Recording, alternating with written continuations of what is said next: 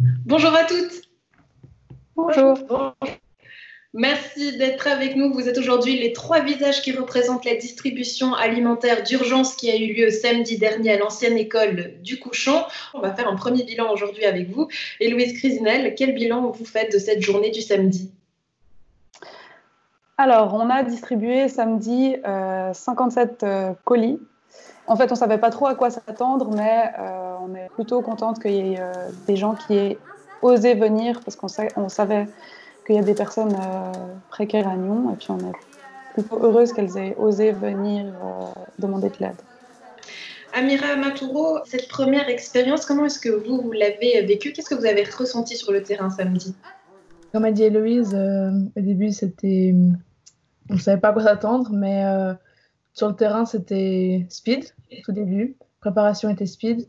Et, euh, et quand on a commencé les distributions à 11 heures, on a dû commencer à s'adapter aussi avec les conditions de sécurité, enfin, sanitaire qu'on doit prendre. Mais ça s'est bien passé. Et puis, j'ai un plaisir de venir et d'aider et de donner ma personne ce jour-là. Christiane Piadini, vous représentez les autorités de la ville sur place et aujourd'hui aussi dans cette discussion. On le voit, hein, ces jeunes bénévoles qui ne sont pas professionnels, pourtant elles n'avaient rien à envier, tout était très organisé. Qu'est-ce que vous en avez pensé? Moi, j'ai pensé que c'était même plus que ça. J'ai été absolument bluffée par l'organisation.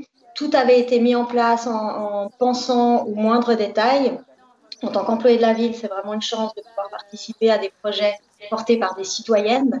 Je pense que c'est vraiment aussi notre rôle. C'est là que mon travail, en tout cas, prend tout son sens. Et puis, même si j'aurais envie de dire que ce genre de projet ne devrait pas avoir lieu d'être, parce que personne ne devrait avoir à aller demander de la nourriture, je suis ravie de ce qui se passe à Nyon. Dès le départ, ce qui était compliqué à gérer, c'est que finalement, on n'avait aucune idée du nombre de personnes qui seraient sur place. Christiane Piadini, est-ce que c'est normal finalement que la ville de Nyon ne sache pas qui et combien de personnes sont dans la précarité aujourd'hui? Alors oui, c'est normal d'une part parce que la ville n'est pas celle qui octroie, qui donne les aides sociales, mais d'autre part aussi parce que ce qui s'est passé actuellement est quelque chose de très nouveau. Donc il y a énormément de gens aussi que j'ai pu rencontrer samedi qui n'étaient pas informés des aides auxquelles ils avaient droit. Donc là, c'est quelque chose que j'ai fait. Et puis même au niveau des associations et des collectifs que j'ai contactés avant pour les informer de ce qui allait être fait, eux non plus ne pouvaient pas dire combien de personnes allaient venir. C'est quelque chose qui reste quand même très caché. Et Louise Crisinel, vous qui étiez également sur place, comment est-ce que vous avez vécu cette journée? Alors, on a beaucoup attendu cette journée et puis finalement, on était très contente que tout fonctionne.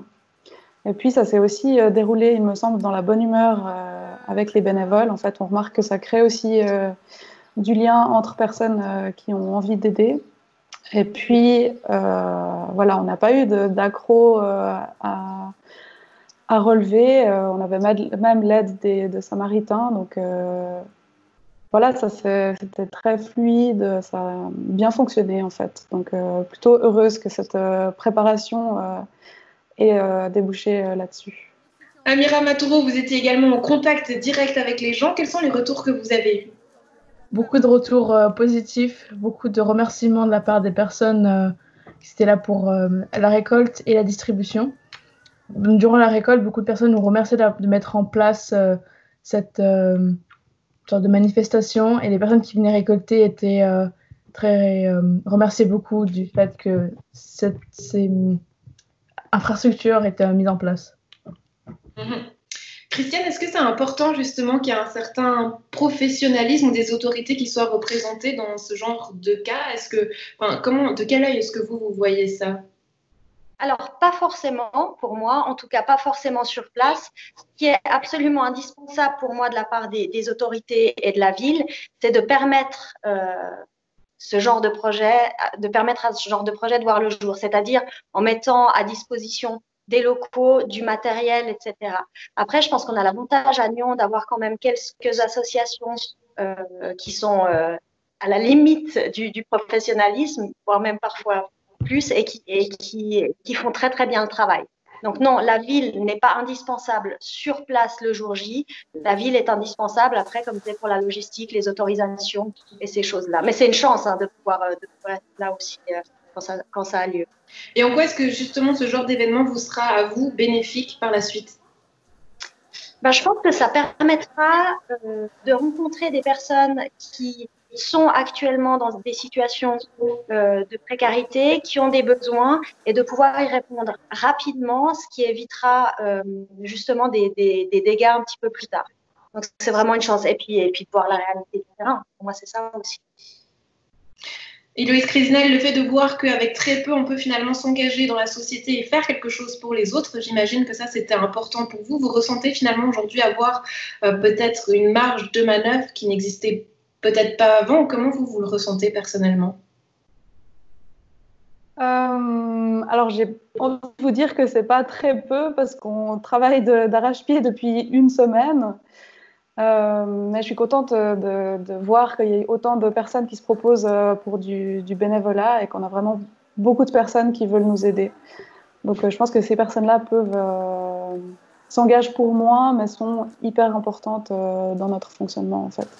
Et puis voilà, on est quand même heureuse d'avoir le soutien de la ville pour ce que disait Christiane. Et puis surtout pour cette bienveillance qu'il y a auprès de ces personnes qui osent venir en sachant qu'il n'y aura pas de prise d'identité en fait. Pour la suite, comment est-ce que ça va se passer? D'autres récoltes et d'autres distributions le samedi? Oui, alors on a un peu changé les jours de récolte. Pour cette semaine, ce sera mercredi de 17h30 à 19h30 et vendredi aussi de 17h30 à 19h30, à l'ancienne école du Couchant. Et puis la distribution, par contre, sera aux mêmes horaires, donc samedi de 11h à 13h30. Et puis, on a prévu de faire plusieurs samedis de suite et de profiter de ces rendez-vous qu'on organise de récolte, donc les mercredis et les vendredis, que les personnes individuellement prennent l'initiative d'aller vers leurs collègues, vers leurs amis, leurs voisines, leurs voisins, et puis de faire une grosse récolte individuelle en fait. Et puis pour devenir bénévole, c'est aussi possible en fait. Il suffit d'écrire un email à notre boîte mail qui est distribution.alimentaire@protonmail.com. Christiane Piatini, est-ce que le service de la cohésion sociale continuera à être présent chaque samedi? Oui, c'est prévu qu'il y ait un ou une représentante du service qui soit présent tous les samedis au moment de la distribution. Merci beaucoup d'avoir été avec nous et pour ces précisions. Et on se réjouit de continuer à suivre votre aventure et votre action solidaire tous les samedis à l'ancienne école du Couchant. Merci beaucoup, mesdames. Merci. Merci à vous.